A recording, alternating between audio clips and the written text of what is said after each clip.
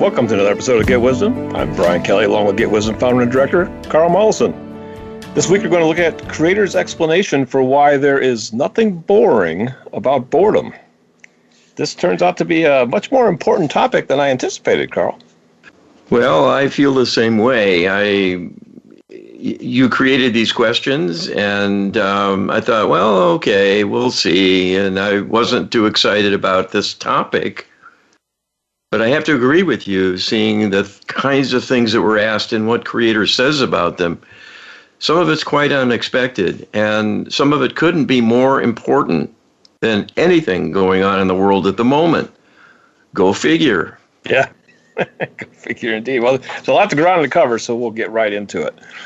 You asked Creator, boredom is a common experience for humans.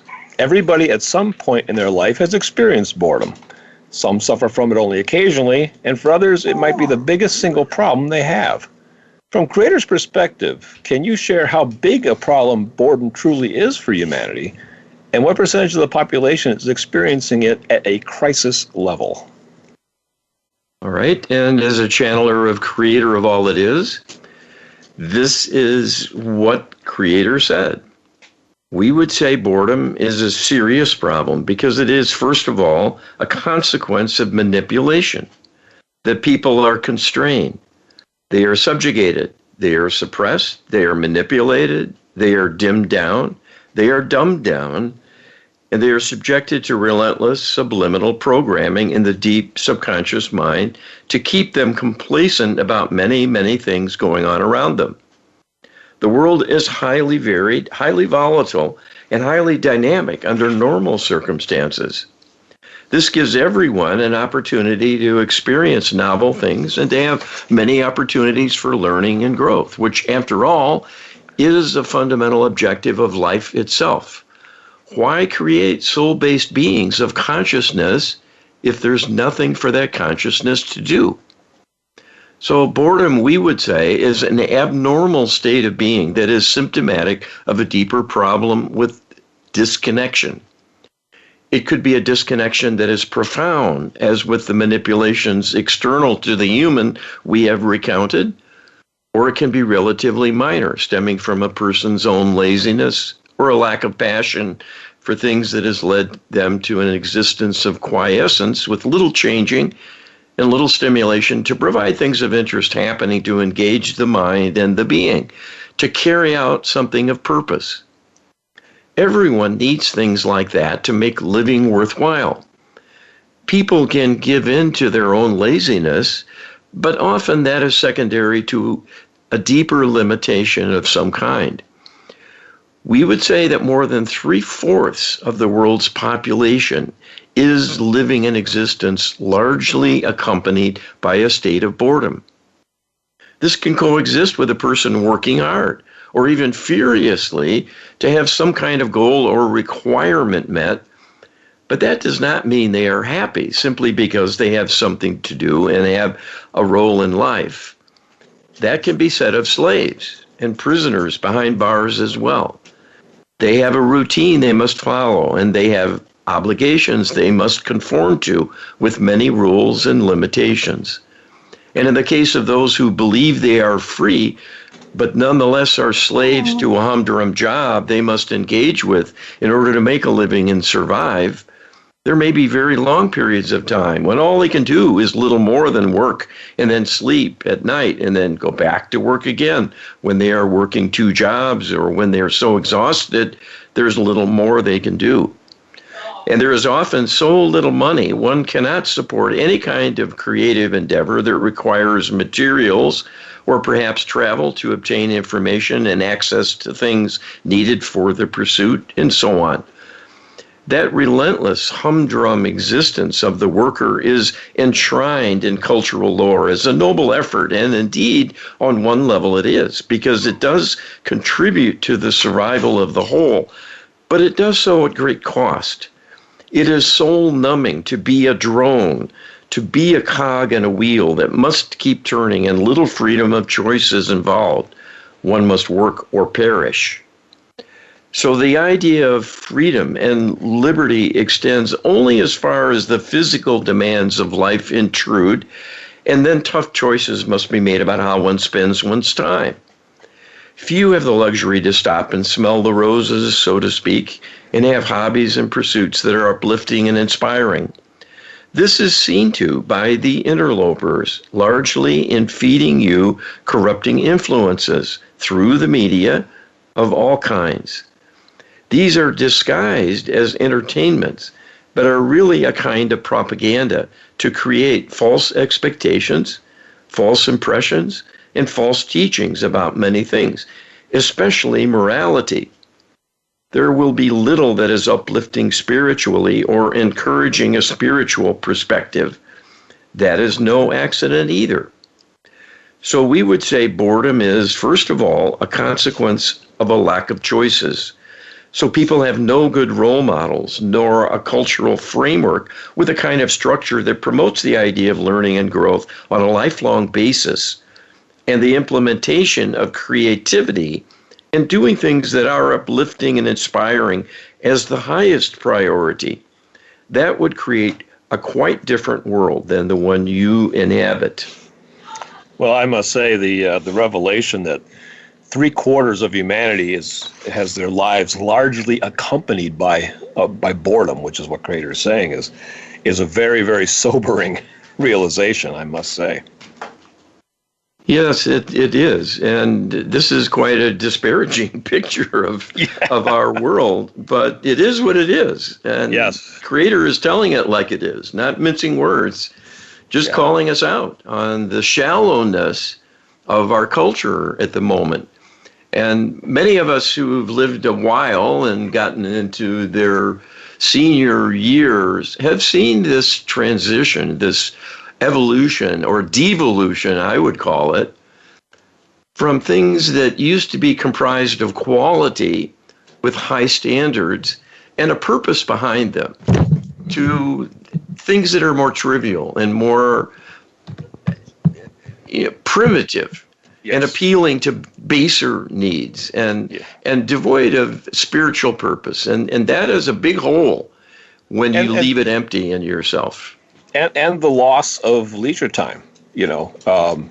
People have to work harder and longer in order to make their living. That the Creator basically hinted at that as well. So there's a lot of things contributing to this condition, but it is an abject condition for sure.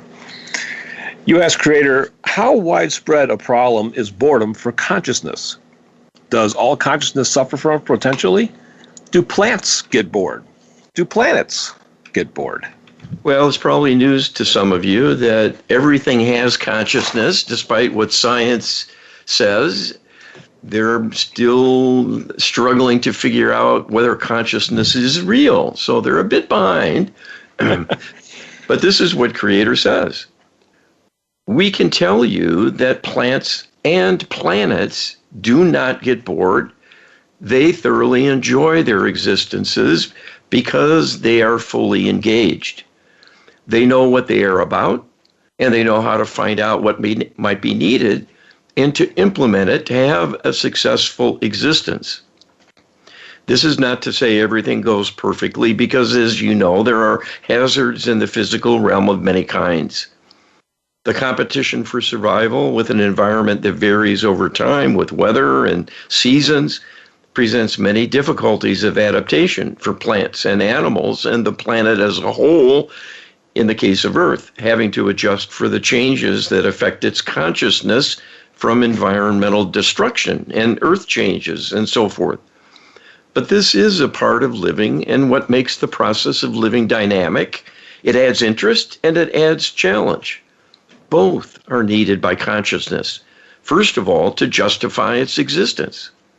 If there is nothing to adapt to, nothing that ever changes to react to, what is the point of having conscious awareness of something? An existence that is static and unchanging is a kind of living death, akin to being buried alive, where no movement and no outside stimulation is possible. It is the living death of the earthbound spirit, trapped, tumbling in the darkness with no bodily sensations and no outside influences except the possibility of torment by predatory dark spirits. Normally, consciousness will never be bored because there is always room to grow, and growth brings both stimulus and change. Things will happen, both positive and less so, and both have value because that will sharpen discernment in learning what works best, what represents a true obstacle that needs to be worked around, and what could be an opportunity to learn and catapult one forward through solving a problem and surmounting the obstacle at hand to come away stronger and better from taking on the challenge and surmounting it. The Earth and other worlds within the Milky Way galaxy are the places where boredom reigns, due to the stultifying effect of the suppression being orchestrated to hold you down and hold you back. The objective of consciousness is always an expansion of possibilities. That is the purpose of creation, after all, to provide an ever-expanding and ever-growing realm populated by many, many life forms of all kinds, including highly advanced and intelligent soul-based beings who are extensions of Creator's consciousness and have innately a desire to expand existing creation in novel ways to make things better, more enriched, more refined, more exciting and intriguing and rewarding. This is what love seeks. It seeks not something that is static and never changing. It seeks a relationship and interaction, a partnership with another, to have many mutual experiences, each as individuals, but bringing their own essence to share. And in the doing, will promote growth of both parties. That extends to the wider array of interactions possible. That all is a kind of vast collective of possibilities for interaction, learning, and growth. This is what consciousness seeks to be a part of and to gain from under normal circumstances. Well, this is a very expansive answer, but one I kind of anticipated, that consciousness really needs challenge. It needs change. It needs experience. It needs new things, new adventures, And when you set up a situation where it can't get that kind of thing, boredom is going to be the result. And boredom is very stultifying and very painful. For me personally, I think boredom is excruciatingly painful. Yeah, I would agree with that. I'm very intense as a person, and I'm intensely curious. And when I have nothing to satisfy curiosity with, I get bored quickly, and then I have to take action. I can't sit still. I've got to do something. Yeah. And that's just my personal characteristic, but it speaks to something basic in humanity because I'm a human. Yeah. I think it's probably basic to consciousness itself, in many ways. So consciousness just needs to express, and if it doesn't, it's bad news. You ask Creator, is boredom a problem, or at least a potential problem for the Creator of all that is personally? And if so, what solution or solutions does Creator engage personally to keep boredom from being an intolerable problem? Okay, and this is what Creator shares with us. We cannot experience an intolerable problem because we exist to solve problems, and so we can provide a solution. That is not to say we are never bored or never dissatisfied, and never feel a lack of something and have a desire for something greater. After all, the entire creation of the universe was launched from a desire of ours to have something more. So your existence is an answer to our feeling constrained to be the center of things and having little outside the self, so to speak, to ponder and to delight in. Particularly when there is something spontaneous that happens, not of our choosing, but done external to us. It traces its origins to us, but in the act of creation becomes an independent, free agent to explore and make things happen on its own. This is not to say there are not interconnections and a process for guidance and to govern difficulties that might arise. As a physical human, You know this quite well in your teachings about the Almighty as a source of assistance and support, reachable through prayer. So the vast creation was an answer to an inner desire of ours to have a growth of our experiencing, not so different from that of a human being who comes of age and seeks their way in life, to have new adventures and new opportunities to prove their mettle and to make things happen and seek excitement and novelty and enrichment of their experience, learning as they go and growing in the doing. That is what we are all about, and accordingly, that is what you are all about, because you are an extension of us. So we are sharing this vast enterprise together, each in our own way, limited as we are by our perspective. In the same way, you cannot know all that we do, all that we think and feel. We can know what you think and feel, but we are not experiencing it as the sum total of our existence.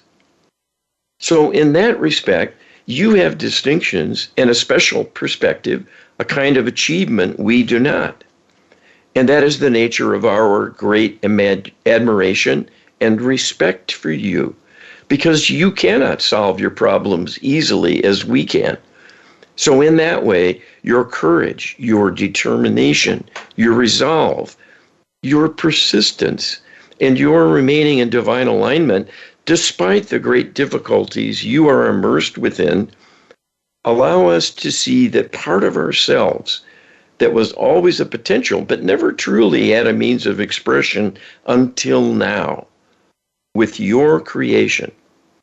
So in effect, you are providing a mirror of the love within us that gives rise to all of those strengths, because all are in service to love as the driving force of the universe.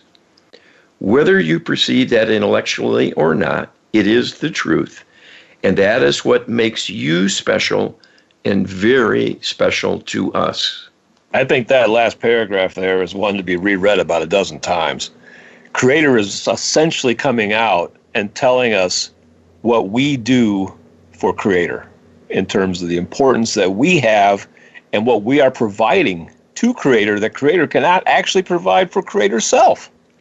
People would think that Creator can do and be in all things, and essentially that's mostly true. But there's something that Creator is saying right here that we provide that he can't get any other way. It's amazing.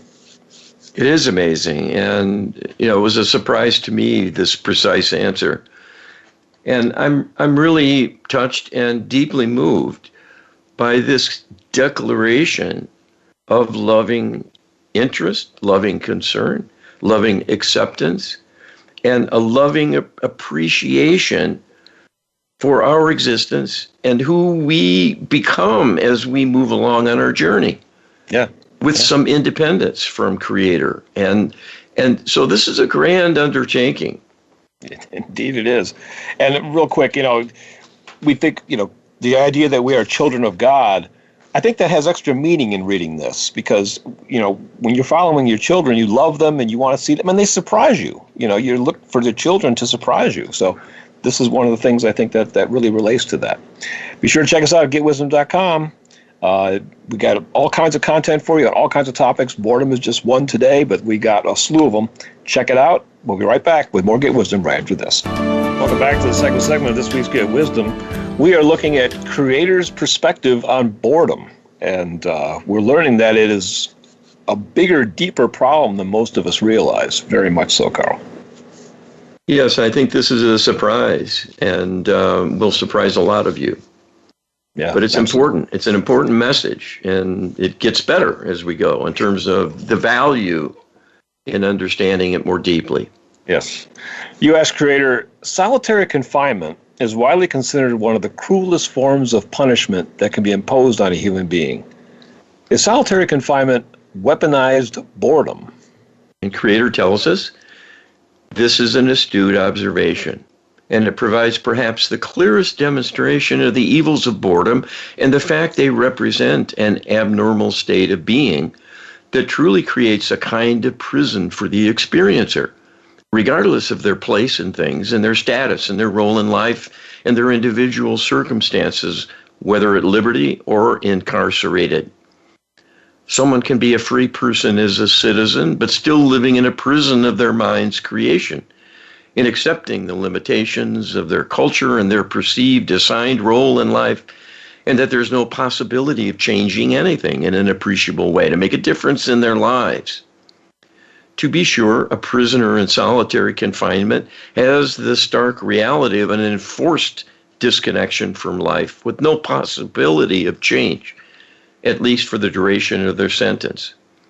It is the most extreme of punishments because it is so anti-human, as people are designed to interact with one another in relationships and a sharing of thoughts and feelings, and as a stimulus to one another. This is how you learn and grow and enjoy things.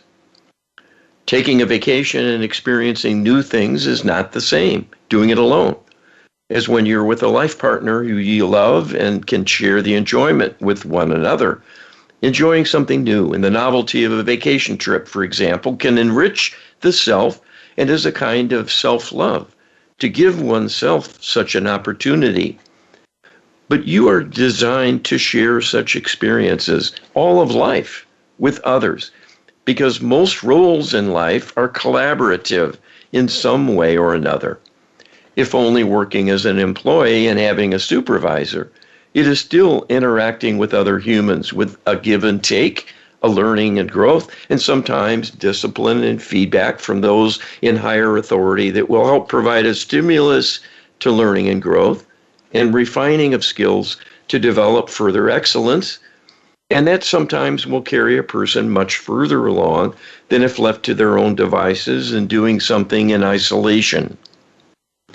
The prisoner in solitary confinement is experiencing a living death. And that is why it is rightly perceived as cruel and unusual punishment. You were created to be a force for growth and change through the giving and receipt of love, and putting further love energy into the universe as part of the glorious expansion of possibilities that benefit all in existence.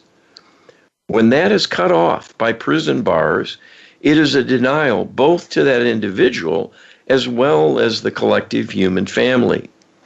There will come a time of greater enlightenment for correcting the issues that lead to imprisonment in a more positive and beneficial way. Punishment, more often than not, creates a worsening of things and is not a solution.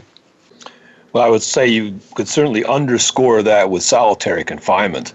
I can't imagine how solitary confinement could ever be uplifting or corrective in any realistic sense. It's truly an abomination. Well, and you see this repeatedly in motion pictures that talk about someone with a stint in jail and in a penitentiary, and that they paint a pretty realistic picture as far as creators' comments are concerned. They go to the hole for 30 days and there's nothing to do. They're in the dark, maybe, given food through a slot, but no contact with anyone or anything. Total lack of stimulation. And they come out just disheveled and shaky and can hardly function. Yeah. Even after a short interval with deprivation. It's a sensory deprivation, really, right, that is the consequence and the damaging factor. You're absolutely right. Imagine as little as 30 days can really send somebody plummeting downwards, and imagine extending that out. It's a difficult topic for me to think about.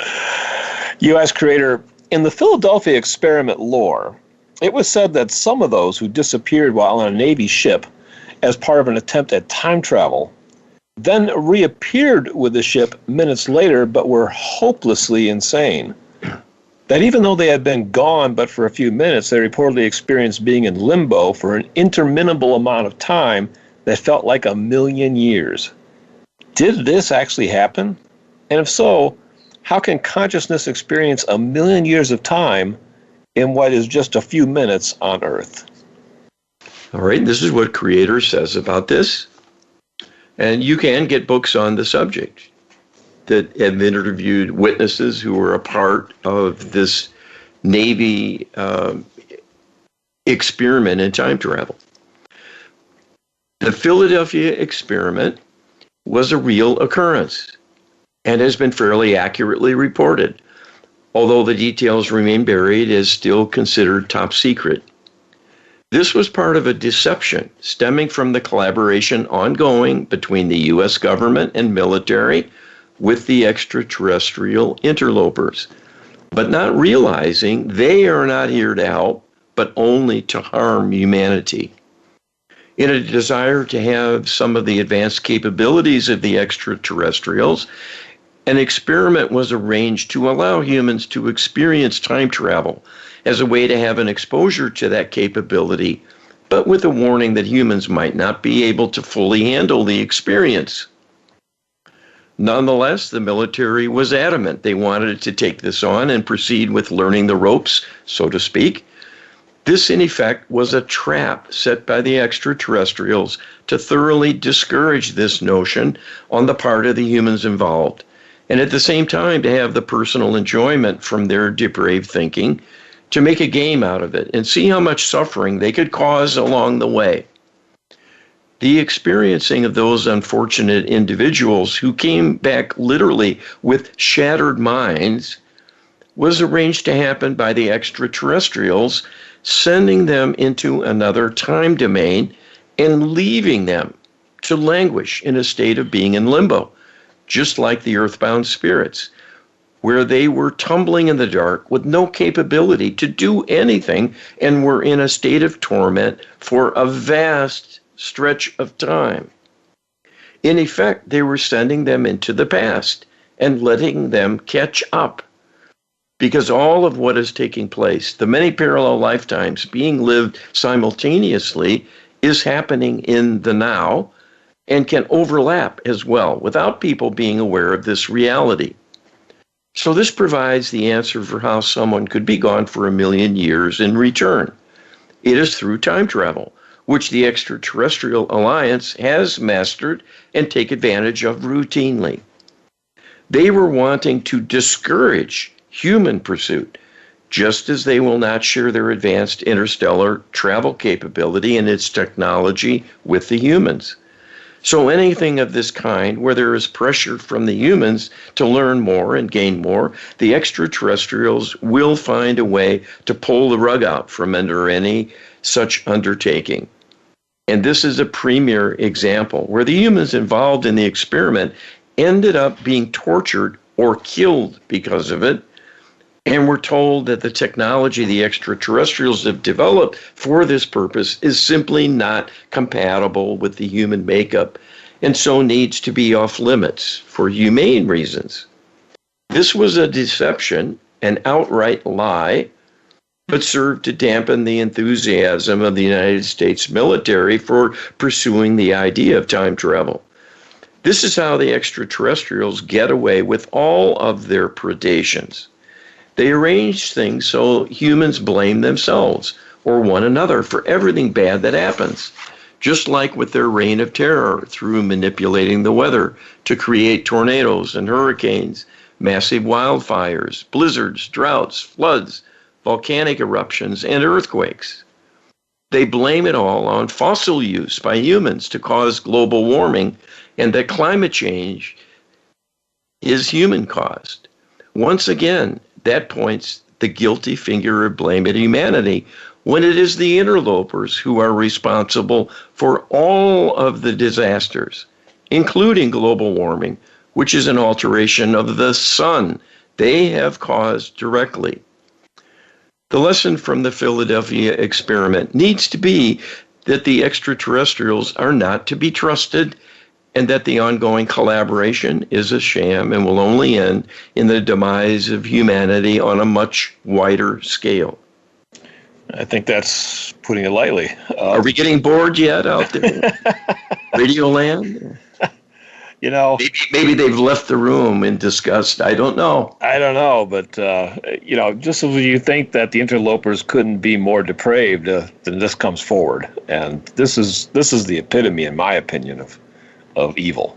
To take to take somebody unwittingly and have them tumbling in the dark for what seems like a million years, and in fact may actually be a million years from what this description entails. And yet, of course, such a mind is going to be shattered and come out of that, in pieces, essentially. Well, we could go on and talk a lot about this. I mean, the Back to the Future movies were a disinformation campaign to make people believe time travel with any kind of alteration or change in something is forbidden and unachievable or would be disastrous. And that's just another discouragement to say, oh, no, stay away. Don't even think about going there. Yeah, no, you're absolutely right. That what we're told here is that time travel itself is not inherently dangerous. But if somebody manipulates it to put you into an unnatural environment for an extended period of time, essentially solitary confinement for your mind, well, that's not time travel doing that. That's the interlopers doing that, using time travel as a tool to do that with. Yes. And that's where the onus lies. It's not with the concept of time travel itself. Time travel itself is like anything. There's pluses and minuses, there's dangers and risks, and you have to be cognizant of those and take those into account and plan for them accordingly. That's not what happened here. This was used as time travel was weaponized to an extreme extent. And that just shows the mindset of what we're dealing with, Carl.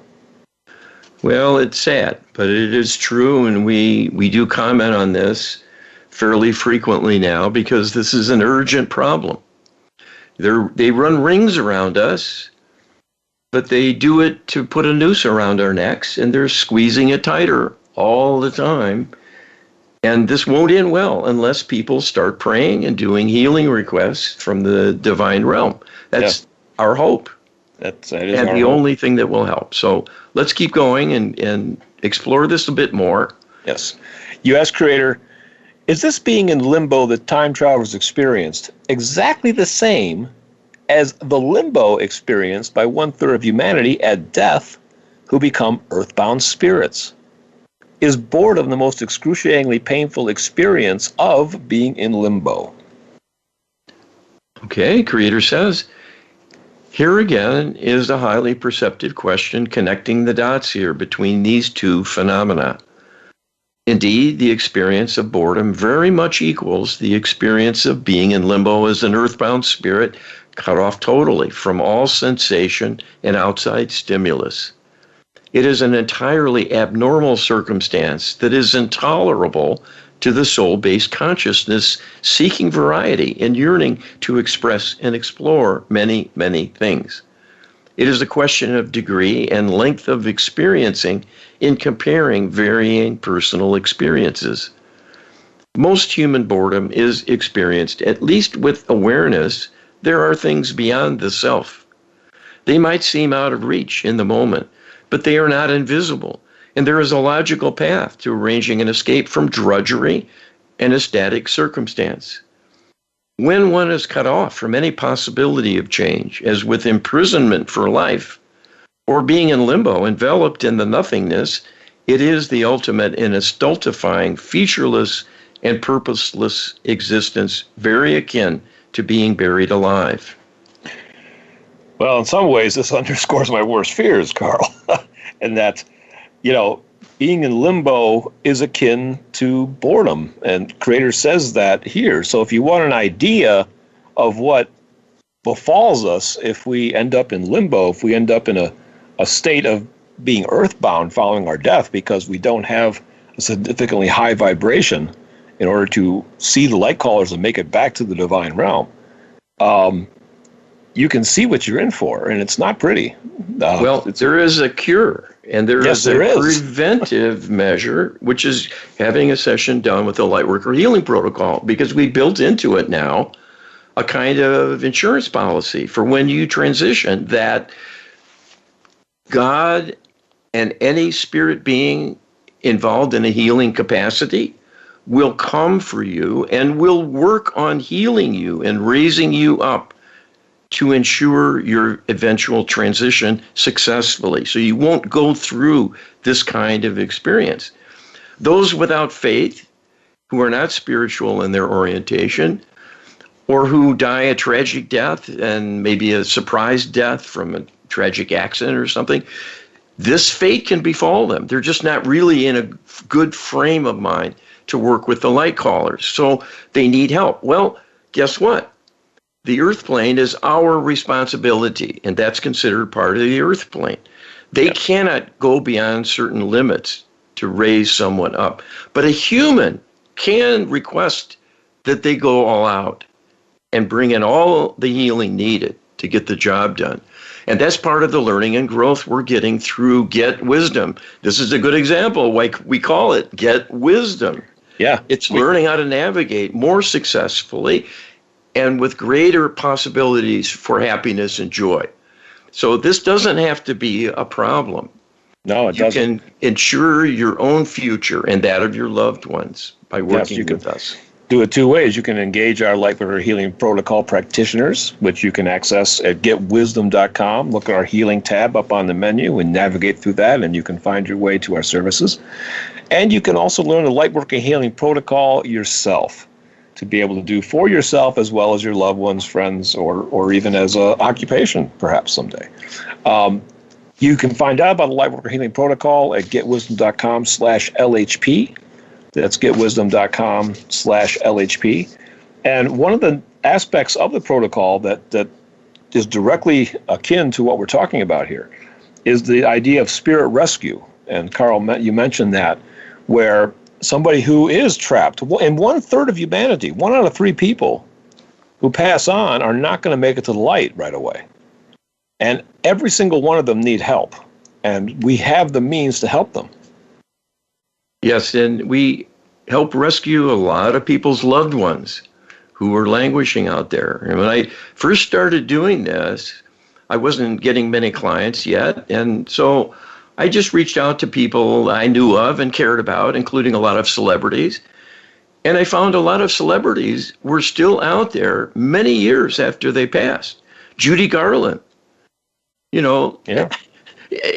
Marilyn Monroe. And this happens to people of all stations in life because of their vulnerability. They're all humans after all, and not all of them are in good spiritual alignment and good spirits, so to speak. Yeah. When they meet their final moments, a lot of them are beaten down by life and struggling with health compromise and so on, and maybe mental limitations. And that's not a good way to leave your body and expect to get back to a higher realm. No, we even learned that, especially if you're a celebrity, if you have a lot of people that loved you and miss you, that can actually help to hold you back. So that could be a hazard in its own right. Well, that's been a problem. Yeah, they wanted little Dorothy to still be here. They didn't want to be reminded that they're mortal. We'll be back with more Get Wisdom right after this. Welcome back to the final segment of this week's Get Wisdom. We are talking about Creator's perspective on boredom and the fact that boredom is actually not a boring topic at all.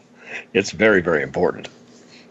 Well, there's lots of strange circumstances that can lead to boredom, and a lot of bad things happen when you kind of get in that mode for too long a time. And it can be really a lethal experience under the right circumstances. Yes, Creator's even said as much. You ask Creator, how big a problem is boredom for the extraterrestrial interlopers, especially for the Anunnaki who can live up to 1 million years? How much is boredom a cause of evil, and how does it contribute to the development of depravity? Okay, Creator tells us, interestingly enough, despite their seeming advantage in being in a position of power and control over not only the entire Earth, but many worlds within the galaxy, they experience boredom regularly, and it is a chief problem of theirs. Being so depraved because of their long-standing corruption, having millions of years of being preyed on by dark spirit meddlers with no spirituality to call on, and no possibility of divine intervention for their benefit, all are in a sorry state of being. Their culture, because they are all loveless, is a harsh and brutal one. It is a power hierarchy with many rules, many constraints, and many limitations, because for anyone to take the initiative and gain something for themselves, it will be seen as taking away from someone else, and there will be repercussions. So everything is highly ordered and very stultifying because there is no upward mobility except through sheer luck and opportunities to curry favor with those more powerful. Living with that kind of corruption is highly stressful. But in between those times of terror when their life might be at risk because of the whims of others, their life will be quite routine and a boring one. Even their sources of pleasure have become old and stale. This is why they cause such havoc in the world, because it is the only kind of novelty and entertainment available to them. Being so corrupted, they themselves are dark, like the dark spirits who corrupted them. So their taste in pleasure, in seeking fun, is often a desire to observe humans experiencing pain and suffering.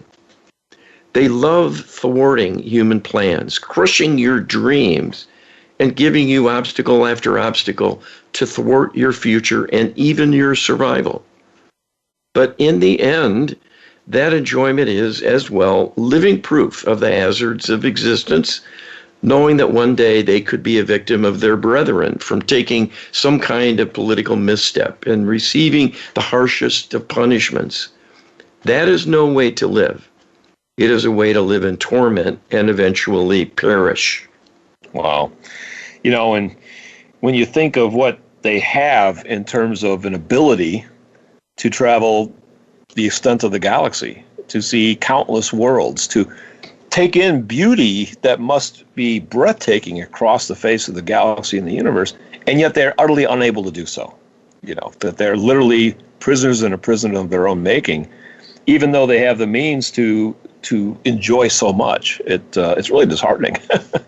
Well, the problem becomes with lack of divinity and a divine orientation, they're not able to appreciate those things we can still, like beauty.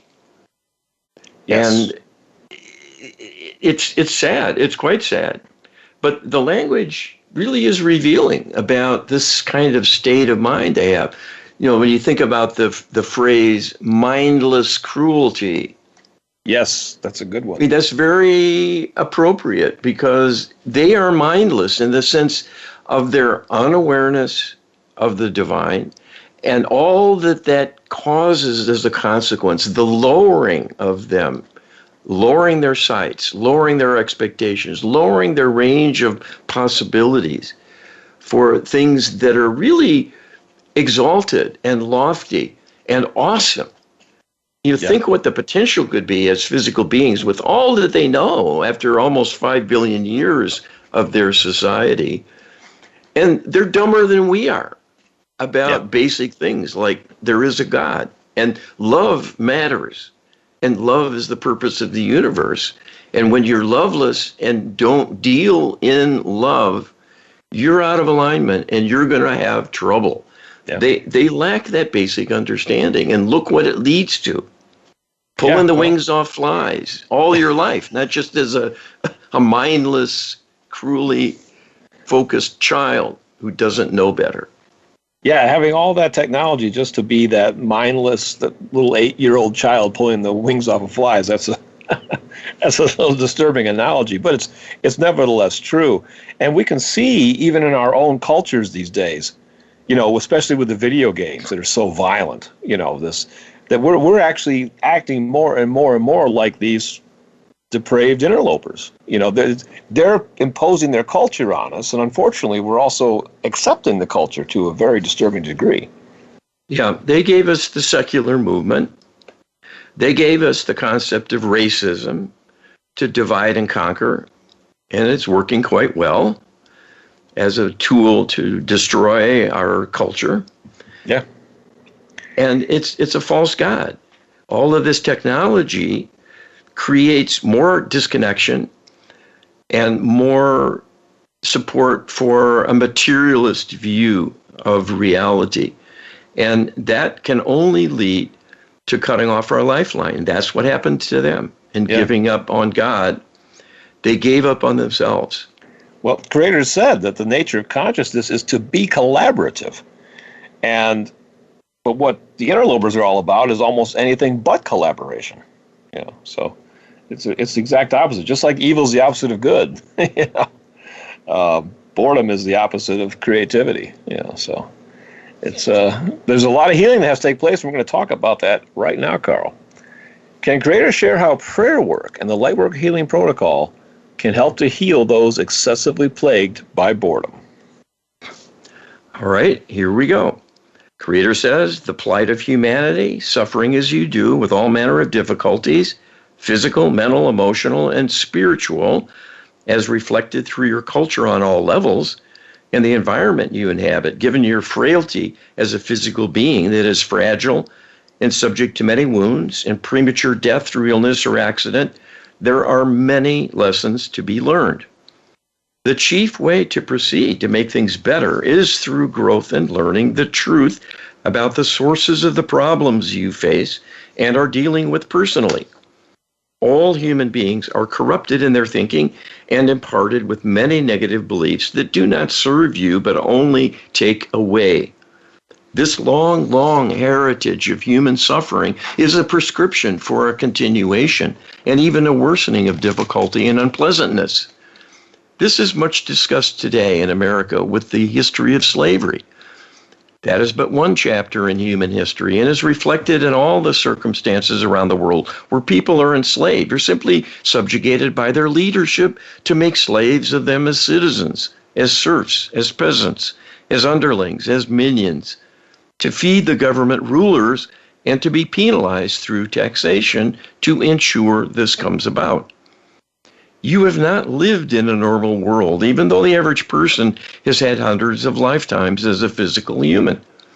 Your potential is much grander than that, but will only be experienced if you can bring this about by staying on track and moving forward, and not to be in a continued state of subjugation and suppression, or, as is happening now, a downward spiral leading to a planned annihilation courtesy of the extraterrestrial alliance. What is needed to right the ship is a return to divine alignment through a partnership to gain our assistance and help, which we can only give you if you ask, because of the rules in force to honor your free will choices. If you choose to be a slave, this must be allowed. If you choose to be free and ask for our help to free you, there is much we can do. But we need more than a broad request with little understanding on your part of what is going on, what needs changing, and how this might be done through divine means. We have taught you how to empower prayer, and that is available on the Get Wisdom website. That truly makes prayer much more worthwhile and will serve your interest greatly in helping to support humanity through this most critical period of the next few years when your fate will truly be decided one way or another. The Lightworker Healing Protocol is the premier healing tool for arranging a divine partnership to do all that is needed from top to bottom in dealing with the interlopers and their vast legacy of negativity they have embroiled you with karmically, which acts like an anchor and will prevent change for the better unless healing comes about in some way. The Lightworker Healing Protocol has all of the specific descriptions of the types of wounding and energetic dishevelment that can befall a human being. This has indeed been a long, long history for each and every human being, such that there is a huge backlog of unmet healing need, all of which has a negative karmic consequence because it will never go away on its own.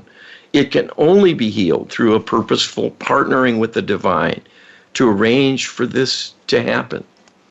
There are many kinds of maneuvers the divine realm can use to address all the wrongdoing and harm that has come your way and is affecting all those around you directly and indirectly by correcting all that has happened through the actions of these perpetrators. The Lightworker Healing Protocol will end up healing them as well. That is the path to your future of greatness and the unlimited expansion we see in the future for you if you can solve the problem of evil in your world. It is squarely in your way, blocking your path. If you choose to do nothing, your fate is certain through the hands of the extraterrestrials who plan to annihilate you. We know you do not wish to hear this any more than we like saying these words, but it is the current reality. This is a problem that is solvable and by you, and can only be done by you and others of like mind reaching out to the divine. This is why prayer and the Lightworker Healing Protocol are the true answer for having a better future, or even a future at all as a part of the earth. Your soul is immortal, but your investment in this enterprise as a human will pay many dividends if it is not thwarted. That is what is at stake now, and you can see to win the day. You know, a lot of people probably do think, though, Carl, that, why does Creator allow all this evil? Why is it so, it's so extant? And obviously, if we ask Creator, Creator can step in and intervene to change a lot of this. But why do we have to ask? And the answer we've learned in this project is that in the rest of the universe, evil is not allowed. It's only here. But evil is an extreme problem, as we've learned in the channelings today. Somebody being lost in limbo for 1,000,000 years. That's extreme. And we're here as extremists ourselves to bring an extreme solution to the problem. The Lightworker Healing Protocol is the extreme solution to meet the extreme problem. We'll only have free will if we can use it wisely. And if it destroys us by allowing the creation of evil, the experiment will have failed. That is what's underway. It's a test to see, yes, can Creator's idea work out? And we're the idea. So we are the idea. It's up to us to win the day. And we've been told how to do it. Help us out. You can do that by checking out the Lightworker Healing Protocol, getwisdom.com/LHP, and we are out of time. Thanks, everybody. Appreciate it.